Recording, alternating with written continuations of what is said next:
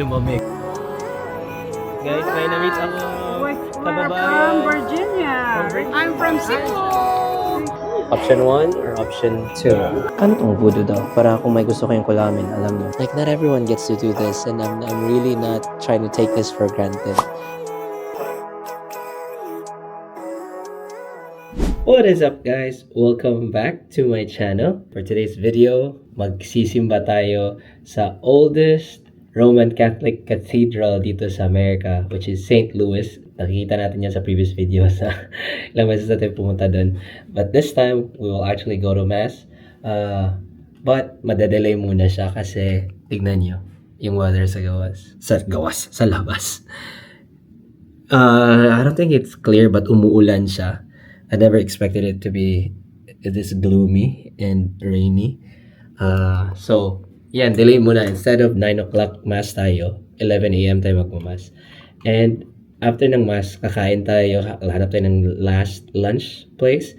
And at the same time, after bibili tayo ng, hindi tayo magpasalubong shopping, but I'll take you around sa mga pasalubong shops dito, souvenir shops dito, and we'll get one magnet kasi wala pa akong magnet sa New Orleans or Louisiana. Tapos pangatlong beses na tayong pumunta dito.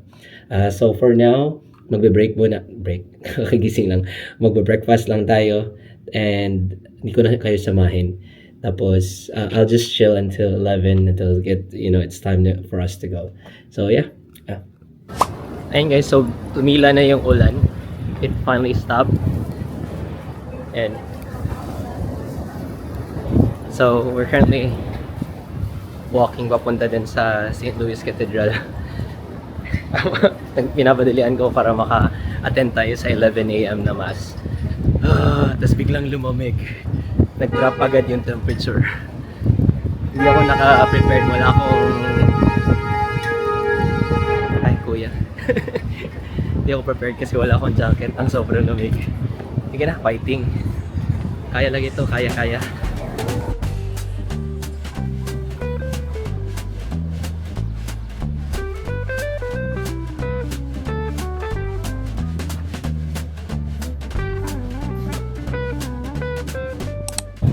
Guys, dito na tayo.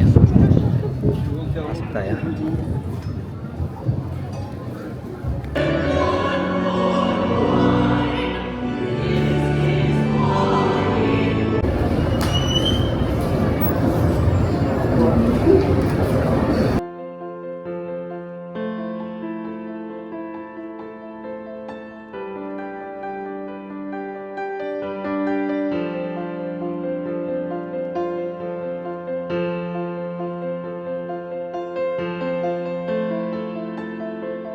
Guys, may na-meet ako From Virginia. Richmond, Virginia. Guys, daming Pilipino dito sa New Orleans, pero hindi sila taga New Orleans. Nakiano lang sila dito. Sumakay kami sa barko ng Norwegian. Nagsimba na kami dito. Nag-cruise kami ng 7 days. Ganda ng misa nila dito. Ang ganda ng simbahan. Yung choir nila, feeling ko may Pilipino. Kasi first time ko narinig yung I will sing forever. Di ba kasi narinig ko? Oo, ang galing. Sa amin na kasi ako lumaki sa city. Ano yung kabayan? Anong kabayan? Nag-vlog ako. Oh, nag-vlog ka.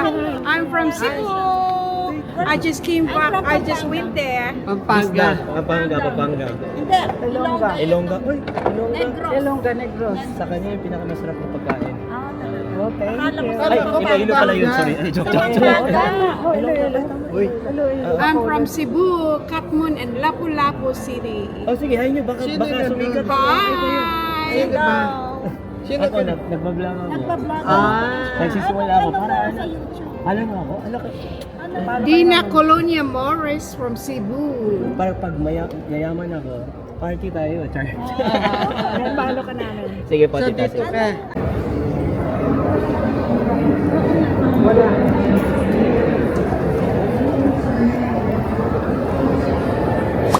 Ayan guys, so may na-meet pa tayo sila tita. Hi kina tita.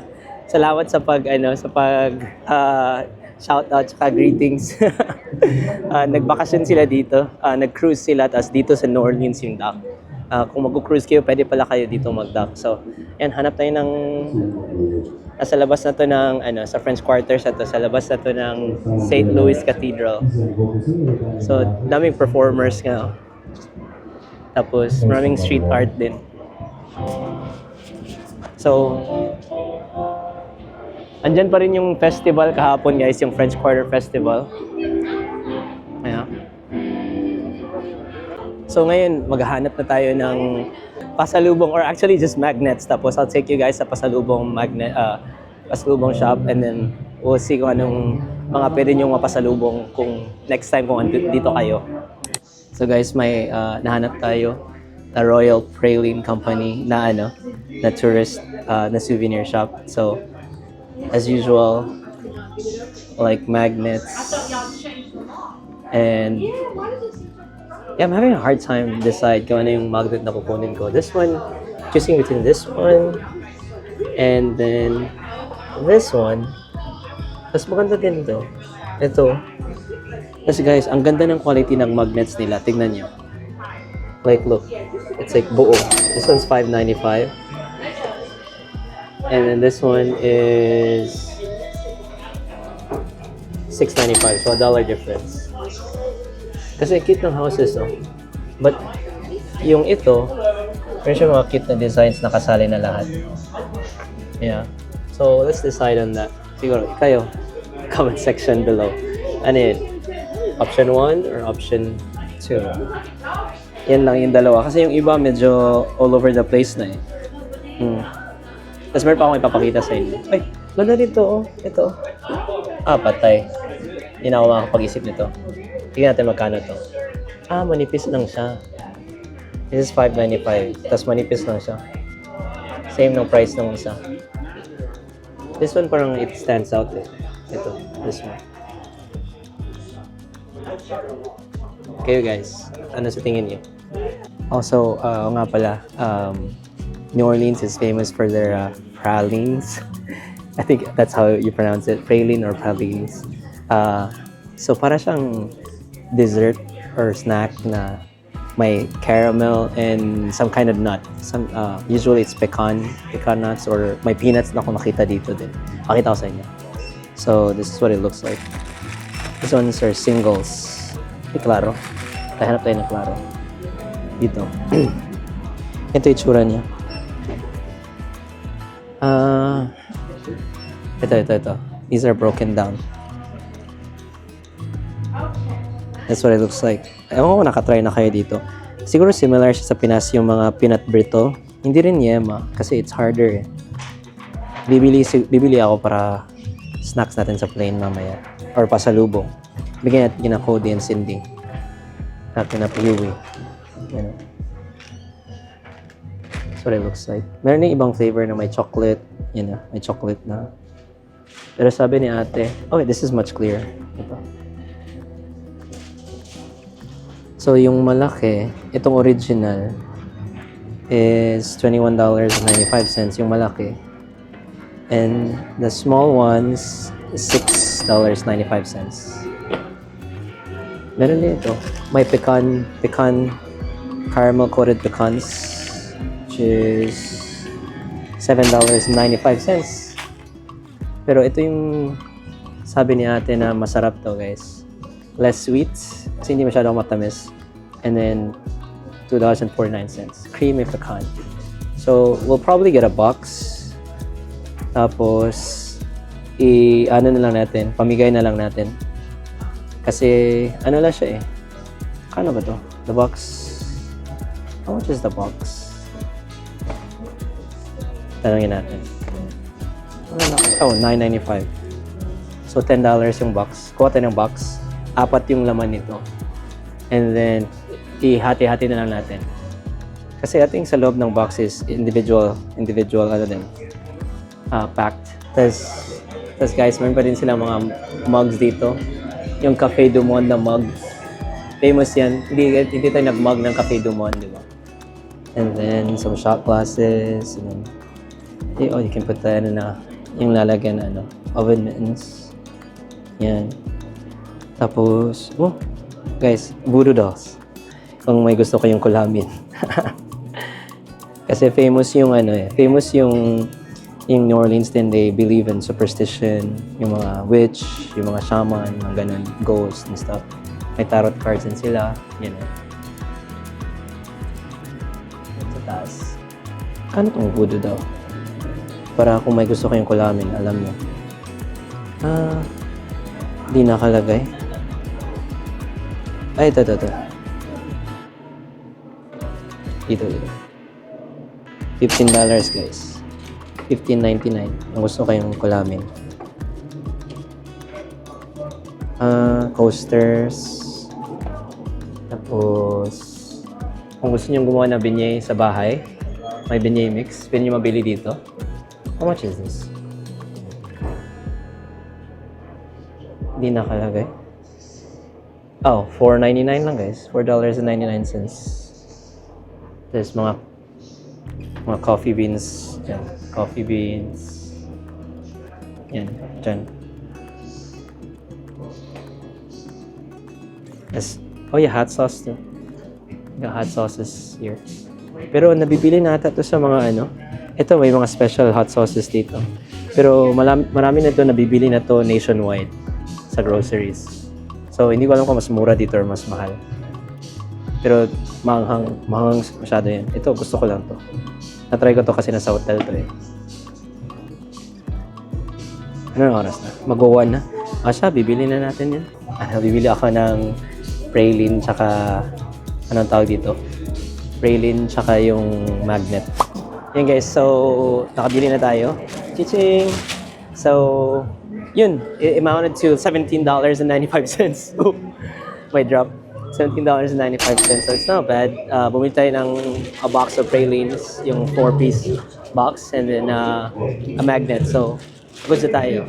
Hanap na tayo makainan para hindi na tayo gutumin. Pero hindi mo masyado akong gutom. Hindi natin kung anong mga sigmura natin. Pero alam ko, gusto ko itugo ko na lang para kainin natin sa hotel. Para mag-pack up pa tayo. Yan yung Cafe Du Monde, guys. Sobrang puno pa rin. Look. Tapos, yung maganda dito, guys, is ang daming street art. Yan o. Like, pinibenta lang nila yung mga art nila dito sa Jackson Square.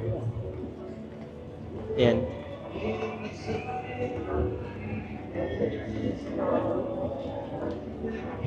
Tapos, may bibili din. Pa-frame nyo lang, di ba? So, mahirap yan kapag uulan. Ligpit mo agad para hindi masira. So, kahit Sunday guys, magulo pa rin yung Jackson Square. Ewan ko, it's just because of my, anong tawag dun? My festival. Kaya ingay nga. So, yun.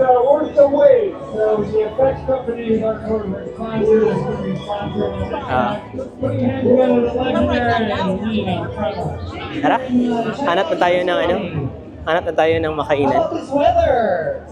And guys, so naka-decide ako na for our last meal, gusto ko something special. So babalik tayo din sa Willie Mays kasi nag-crave pa rin ako. Alam ko, pangatlong beses na tayo magpa-fried chicken. 3 days straight, pero naisip ko na when's the next time ako makakain na naman ng Willie Mays na fried chicken, di ba?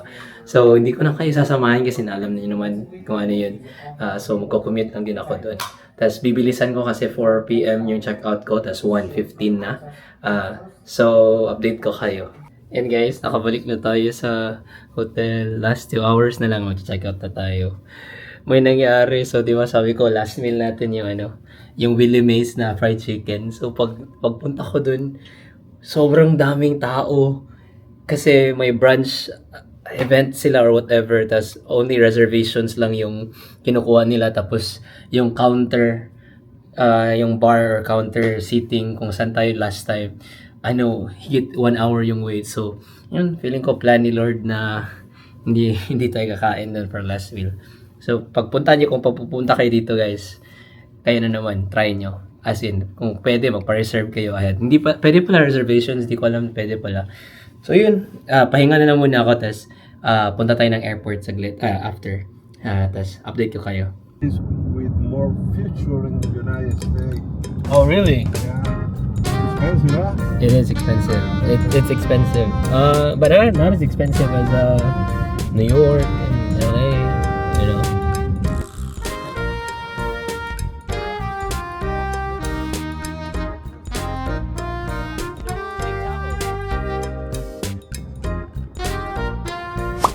Hello guys, nandito na tayo sa MSY or New Orleans Airport.